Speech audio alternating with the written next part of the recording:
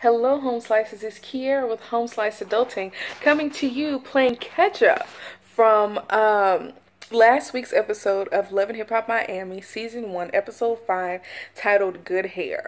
Now, for those of you who have been watching my videos, you all know that I went on vacation this past week, and I was out of the country while this episode aired. So, I'm playing catch up today. I have 3 videos to publish, and just to make things a little bit easier, I'm just going to record this on my phone so that I don't have to go through the editing and submitting process. Just to try to get some of these videos out faster. So later on today, I will be coming to you guys with my catch-up video for Real Housewives of Atlanta. But for right now, let's talk about Love and Hip Hop Miami, which was actually a very interesting episode. So we start off from the altercation at the fashion show, right where we left off from last week. And we see that Shay's hair was pulled by Chinese Nikki. She snuck up behind her and I forget what a sucker punch is, kind of like what she did. Shay really wasn't expecting it, but Chinese Nikki was defending her daughter, Chinese Puppy, and y'all, they are some interesting looking ladies. They have good bodies, but just something about them, their faces is just, Anyways, you know, they're still fighting. Liz accuses Gabi of sleeping with Prince. And it's like, Prince wouldn't give you her name if he actually slept with her. He said that he was hanging out with her, but Prince isn't the type to brag about his sexual conquest to your face. Something about him comes off kind of cowardly to me. So I believe that they are just friends and that they did not sleep together. But, you know, they got into it, and Gabi was telling Liz to, you know, come better, which she should have came better with, like, more evidence. But anyway, excuse me, y'all, I'm kind of tired. There's something about vacations that just wear you out. You're just tired when you come back. But anyways, they go outside, and Shay and Liz are heated. And, you know, Michelle Pooch is kind of laughing at the fact that I left you all alone for 5 minutes. And this is what happens. And Prince tries to talk to Liz about what's going on. And Michelle Pooch just, like, snatches Liz away, and they leave the area. It looks like they left Shay behind. So Shay must have drove to the place herself. But moving on, we'll talk about Pleasure P and his conversations with the ladies that he got into this situation. So Pleasure P is talking to Gabi first. Gabi comes to one of his rehearsals or something like that, and y'all, Pleasure P is a punk. He was happy that immediately after the ice cream situation went down that he went on tour so he wouldn't have to face the music. Okay, Pleasure P, I've never necessarily been here for him. I don't even really like his music. Like, Pretty Ricky was okay, but I wasn't a fan of Pleasure P's music. It was... I don't know, I just was never a fan of his music. He can sing. It's just the type of music that he does is not my kind of music. But anyways, he's a punk, and finally he has to face the music. And let me tell you something, Gabi is better than me, because Pleasure P would have got either an earful or a fistful after trying to flip the script on me. But let's talk about it. So she brings up, you know, Gabi is saying, you owe me an apology because you did not make me aware that you had a girlfriend. Now, Pleasure P is like, well, I didn't feel like I necessarily owed you an explanation because you and I were just, you know, doing introductions, and then I didn't know what you were about to the point where I would tell you that I was in a relationship. Gabi expressly said that she wanted to try to work on y'all's relationship, and that was a fine time to segue into the fact that you and I can't work on a relationship because I'm in a relationship with somebody right now. So come on, Pleasure P, this is why I can't deal with him. Now, the issue that I have was that instead of apologizing and saying that he said he didn't deal with it the best, that should have been the end of it. Like, I apologize for putting you in that situation. Then he learns about the situation at the fashion show where the fight happened. And Pleasure P has the nerve to ask her who Prince is. Prince is a friend, a family friend who's been here for me when you haven't been, is what Gabi told him. And Pleasure P asked, did y'all sleep together? Why do you care? You have a girlfriend, Pleasure P. You have a girlfriend. You have a girlfriend, Pleasure P. Why do you care that your ex that you're not with, that you got, you know, that you put her in a war zone, in Shay's words.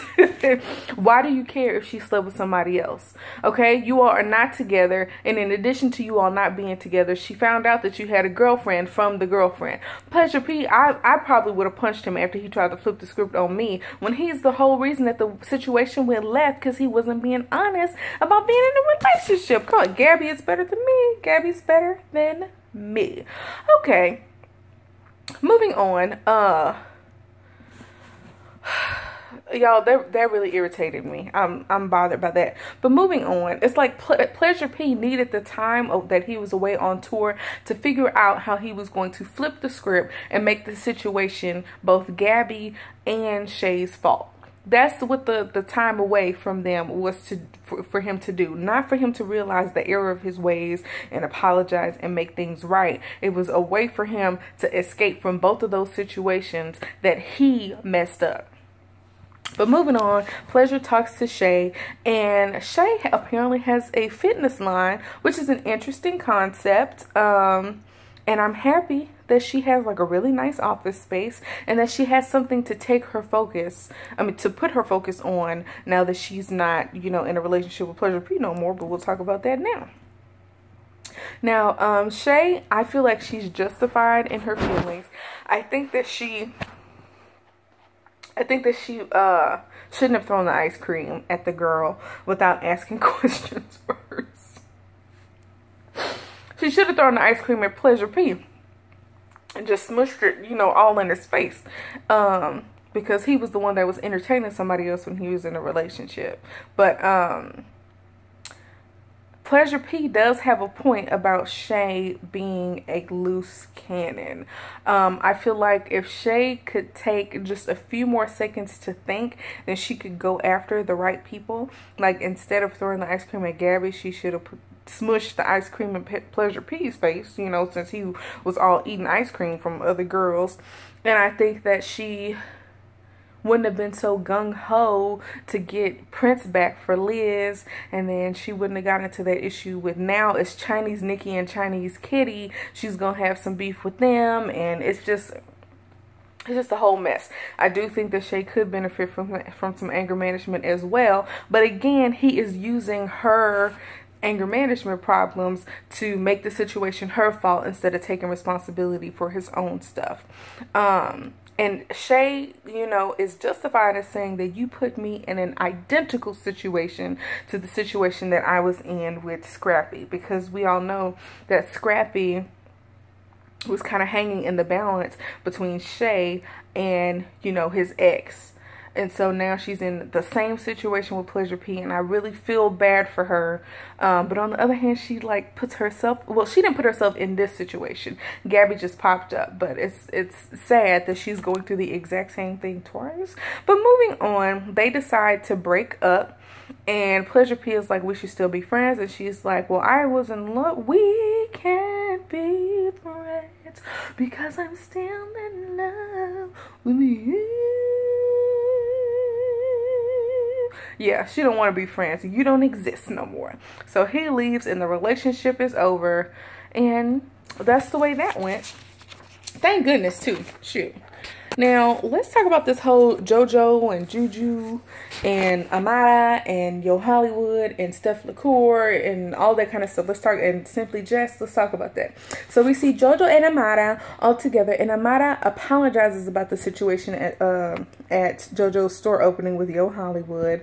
And Amara was surprised when Jojo was telling her about the things that were being said behind her back, that they feel like that Amara's friends felt like she should just get over it.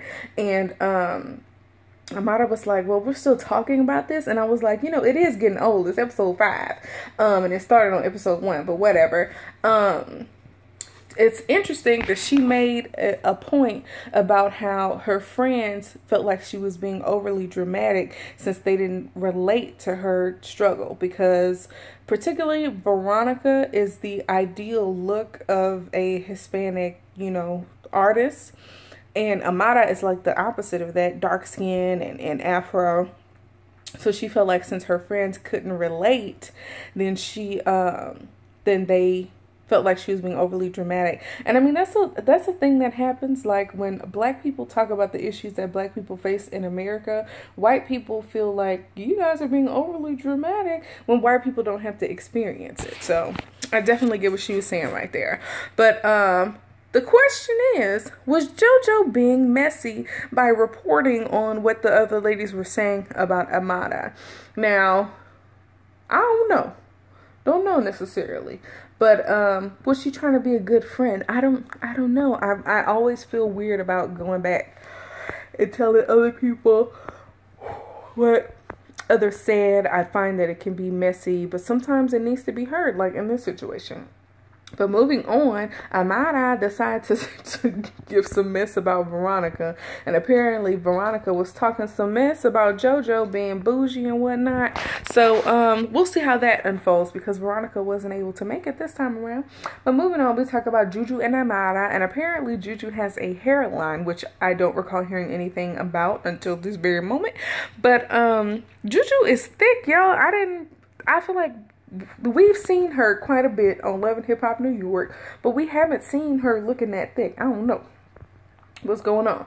But yeah, so Simply Jess is doing the photography for it, and Jojo is Afro-Latina. We could kind of pick that up on Love and Hip Hop New York, kind of, but she has never expressly said that she was Afro-Latina, but she's apparently, you know, Cuban, which is cool. And so Jojo suggests that, you know, because of the drama with Yo Hollywood and whatnot and her, you know, fake friends, that she should do a spontaneous photo shoot with some different wigs and the afro to show that she can be versatile, but she can do it on her own terms. So they do the photo shoot. It comes out really nice.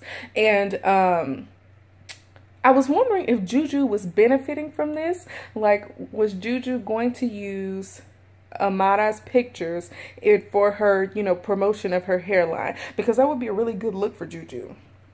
But moving on, I was wondering also, is Amara's fro a wig? Because they laid that afro down real good underneath those straight wigs for, you know, that fro to not be a wig. I don't know. But moving on, finally, we'll talk about the little gallery opening that Simply Just had, which featured Amara's photos. And so JoJo shows up, and with Amara's blessing, JoJo invited some people to basically, you know, get a little revenge and show her, you know, fake friends and Yo Hollywood that she can, you know, look beautiful in any number of, you know, types of things and whatnot. So JoJo invites Yo Hollywood, Veronica, and Steph LaCour, but Veronica couldn't make it. And Simply Jess looks like Lauren London, y'all. Did anybody else pick that up? But moving on, Yo Hollywood is still on this blonde wig looks better-ish. And he says, you know, when she's wearing the blonde wig, she looks like an artist that I could definitely take to the top. And it's like, who have you taken to the top previously? You can't even take yourself to the top. I didn't know that he did, you know, his own music. You know, we knew he produced for other artists. But, you know, earlier on in the show, maybe in the second episode or so, we saw that he did his own music. And I was like, never heard of you. So how are you going to take Amara to the top when you're not at the top yourself? But moving on. They have a little argument because he's still on like a disrespectful kind of tip, saying that Steph LaCour says that the afro picture looks the best, and it is a great photo. And, you know, he says he disagrees, and then Jojo starts speaking up because she's Afro-Latina, and Young Hollywood is like, oh, this again. And he ends up leaving because there's a lot of women yelling at him. And then Steph and Amara make up, and Yo Hollywood it's Young Hollywood, right? Not Yo Hollywood. I keep getting it mixed up.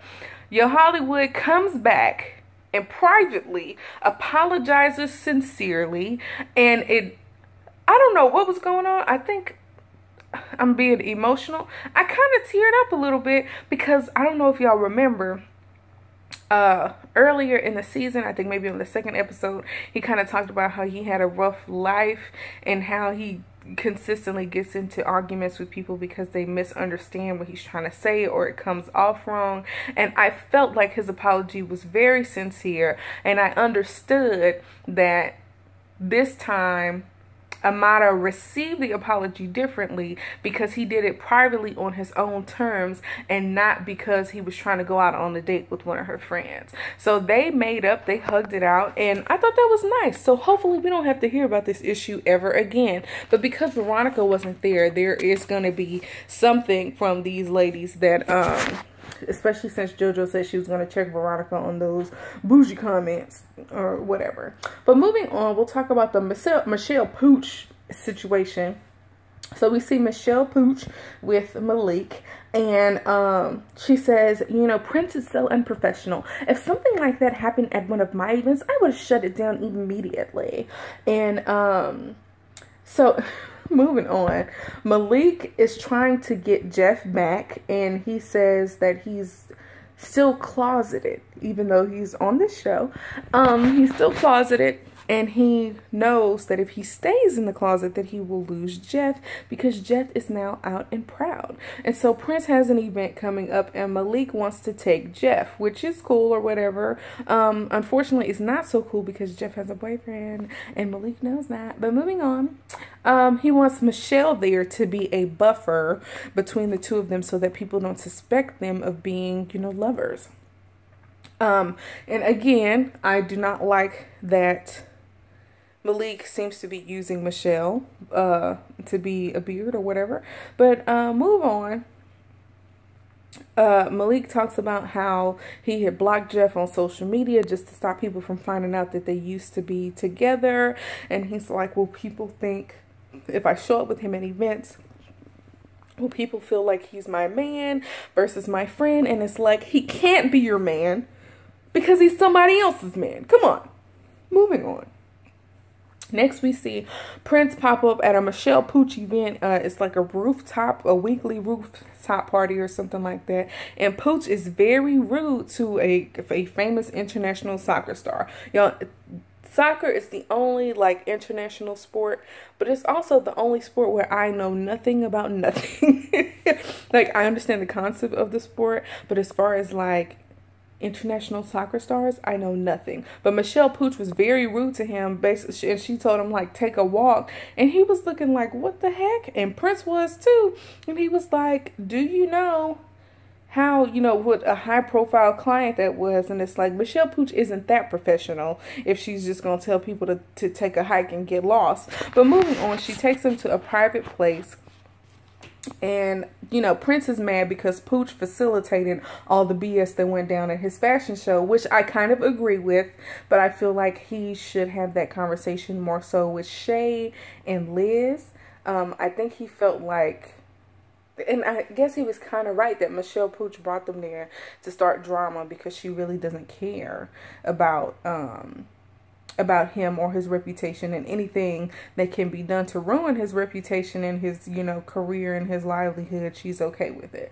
But moving on, she threatens to end him, and she says that she'll do it. And he's like, you know, make the phone call since you're so big and bad. Go ahead and make the phone call to end my career. And she just tells him to get out. I find that the beef is interesting, but they're two uninteresting people. Like, how can y'all have an interesting beef when y'all are some boring people? But moving on, we're at Prince's pool party. And Malik does decide to bring Jeff based on the conversation that he has with Michelle Pooch. And Jeff wonders about Malik being in the closet because Malik introduces him as his friend. And I think Malik is having flashbacks of having to be with the closeted gay man, and he's not sure that he wants to do that again, particularly when he has a boyfriend that is out and proud, and it's his boyfriend, and he's out on a date with another dude. But anyway, Malik says, you know, we're going to be together all the time when we go out. And I'm like, didn't you just call him your friend and not your boo thing? But moving on, here's Bobby. Bobby comes in there and he's like sachet Shantae on the runway walking up, and Jeff just happens to have his back facing Bobby. And because Malik doesn't know what Bobby looks like, when Bobby approaches, he says, you know, party's up. And Jeff turns around in slow motion. It was so slow. He was like, I know that's not Bobby. And then he's like, oh, dang.